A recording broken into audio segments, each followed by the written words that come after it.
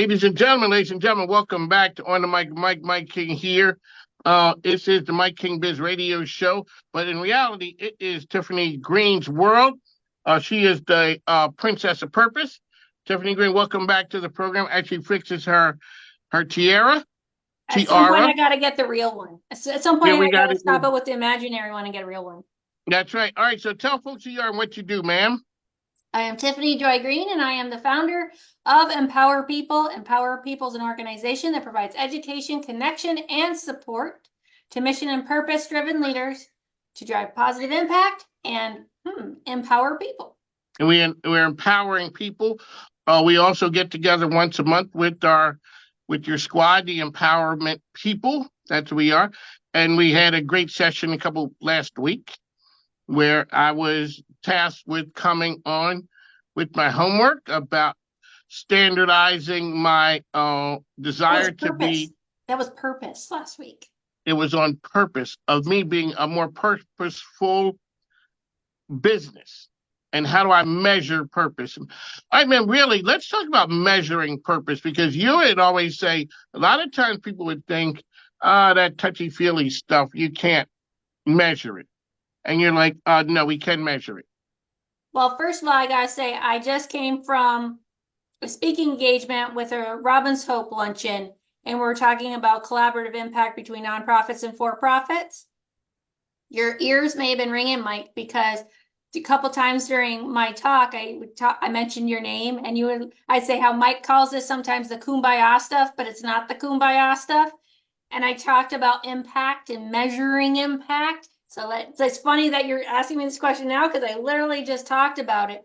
So a purpose-driven organization, if you're really focused on driving impact, whether it be societal change, helping the community in some way, economic development, sustainability, your goals, your KPIs, your key performance indicators, and your SMART goals should reflect what your purpose is. So if your goals are only tied to revenue generation, contribution margin, cost control, things of that nature, that is not a reflection of purpose. So if on one side of your mouth you're saying our purpose is sustainability, we want to lower the carbon footprint in our community, and we want to lower it by, let's say, 20%, right?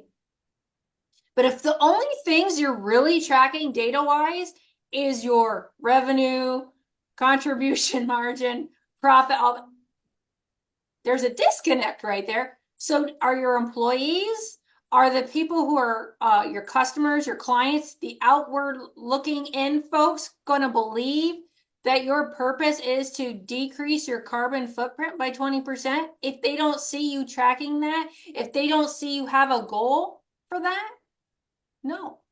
Okay, on the mic, Mike King here, Tiffany Greene. Now, this is the one cynical part of me. I can get all the glossies and say all those things that I care about. How often are people digging into that right there? Maybe I can't hold on to employees because the glossy says I care about the important things. But when we're having the staff meetings, I'm cracking the whip saying we got to make more money. So to do that, you got to look at organizations who are doing right. And even for the small organization, they might say, well, I'm too small to do that. That's not true, but I'm going to start with the larger organizations. So today, I actually, at the luncheon, I was speaking about Tom's Shoes. Take a look at Tom's Shoes. Tom's Shoes is doing incredible things, especially in the mental health space. So if you go to Tom's Shoes, go to their website, go to the footer, click on impact, and they're measuring what they're doing for mental health. They're talking about all the ways they're doing it, and they're keeping track of the data. The other one is, and I've mentioned this one many times on the show before, which is Patagonia. Go to the Patagonia website, and you'll see where they spend their dollars, how they spend their dollars to help drive and protect wildlife, okay, and the environment. They track it. That is their main goal. Right? So do a cross comparison between those companies, and I'm not going to mention any other companies, but we can all think of them as if if you were to look at the reports, are they tracking how they're making a positive difference or empowering people, or are they just tracking their profitability, right? And you don't have to be a B Corp to track, monitor, and be transparent with what your purpose is. That's a fallacy. Every single business can do that. And let's drive it back to local Richmond.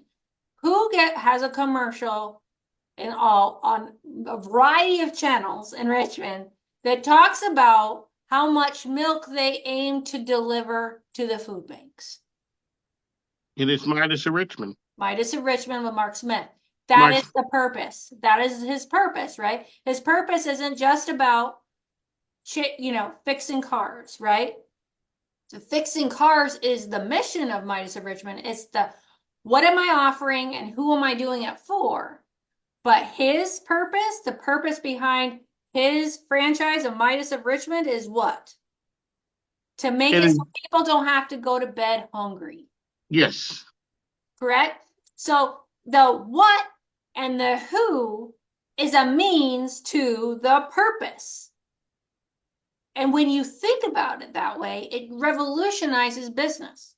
And people get hung up on legal structure. Legal structure is just legal structure. It does not matter. It does not matter because everyone's in business. We're all in business. For-profit, non-profit, all swimming together. Technically, government's in business too. We're all, literally all of us are in business. We all have budgets. We're also all watching the revenue we're taking in. We're all watching the costs that are going out. And we're all serving something. What are we serving? Why? So you can say in your mission, this is what we do, this is who we do it for. But at the end of the day, what people want to know, so why? Why do you do that? So Tiffany Greene is here with the Empower People. How can people find out about Tiffany Greene and the hashtag? They can go to empowerpeople.org. That's MPWRPeople.org. And they can find us on YouTube, Facebook, and LinkedIn. Hashtag Empower People.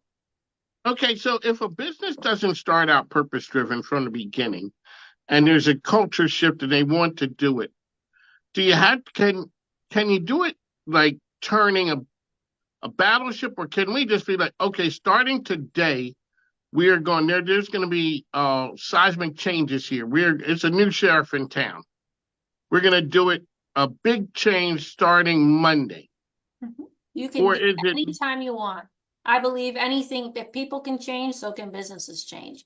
And I would argue that any business who is not purpose-driven today, and they say, you know what, and ultimately, any business who is not purpose-driven, you are going to eventually get to a point where you will not feel fulfilled. And at that point, it's not always about profit. You will look to get out of the business. You will expedite your exit strategy, whether it be sell the business, sell a book of business if you're a micro business. You're going to look to get out of the business because you're not fulfilling a need. Everybody works toward purpose, right? So either you focus on purpose and introduce it, or inevitably you are going to leave that business and go chase another business. And when you do that, my advice to you at that point is only get into a business when you know what the purpose is. So how often are people purposeless as they're operating an organization? They're chasing purpose, but they don't even know it. I would say that the bulk of the business owners and nonprofits that start, when they're in the startup phase, they actually do know what their purpose is. It's not the startup phase that's the problem. It's once you open up the business, you get lost in the weeds of the business and the tasks, all the stuff that happens, you become reactionary and you lose sight of what the purpose is. I don't know many people, there are few types of businesses out there where I would say they are less purpose-driven, right? And those are ones where I get in and I get out. I get in and I get out. And you know that going in. But most business owners who are starting businesses actually know what their purpose is. It's kind of like, I'm going to equate this to marriage. How many people do you know that, they find somebody, they're like, oh my God, I love you. Our values align. We want the same things out of life. Let's get married. And then the 7-year itch happens. Like, what did I do? Why did I do this? What? There's a whole movie, right? Isn't there a whole franchise? Why did I get married? And then why did I get married too by Tyler Perry? Love those movies. You would love those movies. You're a romantic sap, man. Tyler Perry's great though. I think he's great. So it's like that. You get caught up in the day to day and the task of what we need to do and how we do it, and then you kind of start losing sight of purpose. So you got it. The key to anything we do in life, whether it be a marriage, any relationship, volunteer work, and business, is keep sight of the purpose. The purpose is the thing that is going to carry you through the rough times and the good times. When you lose sight of purpose, you are like flying blind. You start just doing all these things and you're like, why am I doing this? And you start getting frustrated. And then when people just feel like they're managing tasks, look at employees. If we're just doing tasks, why am I doing these tasks? Just to please this person or that person? It creates animosity. Purpose is what fuels us. Yeah. Tiffany Greene here with us on the mic. She is empowering people out there. Can transactional organizations really have a purpose? Like, explain to people how transactions happen, but we could make them purposeful. Well, I'll bring it back to Tom's and Patagonia. So Tom's is a transactional purchase, right? I want to buy shoes. I'm going to go onto Tom's website, maybe go into a store, but I'm going to buy a pair of shoes. You buy the shoes. It's not a service-based business. You're not buying Tom's shoes every single day of the week or monthly. Maybe you're only buying one pair of shoes a year, right? So would be a transactional business. But look at what Tom's is doing with just that transactional business and how it's transforming people's lives through the business. So when I buy a pair of Tom's shoes now, I'm not just buying Tom's shoes. I'm buying what Tom's is doing for the world, for mental health, for making a difference in this world. And I feel extra good about buying these shoes because of the great work they're doing. Same with Patagonia. When I buy the product I need to go hiking, I want to make sure it keeps me safe. It does what it needs to do. That's very transactional. And if Patagonia makes quality product, right? So you're going to have that product. You're not going to turn around and replace it, but you're going to buy that product. You're going to have it for a long time. But also why I buy that product, right, is not just because of how good the product is. It's because when I buy that product, my purpose of helping the planet, helping wildlife is aligned with Patagonia, which makes me feel like I'm contributing to the solution of that problem. I'm also helping positive impact. So a transactional organization can be impactful. Okay, Tiffany Greene is here. One final question and thought, ma'am. A lot of places have mission statements. How many organizations are we running to that has a purpose statement? Like, where can that be stored? Well, if you work with me, you're going to have a purpose statement. Shocking. Ladies and gentlemen, breaking news. You're going to have a purpose. Breaking news here on the mic, Mike King, Tiffany Joy Greene. If you work with her, she is going to require you to have a purpose-driven statement. Yes. And because it's important.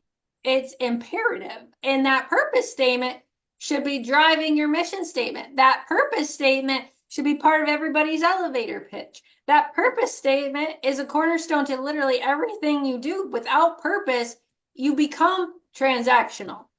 Without purpose, the purpose is what keeps you from being transactional. That is true. Tiffany Greene giving it to. Okay, so ma'am, you were just giving us that right there. So once a month we get together, your squad you put together, answers questions, and people writing.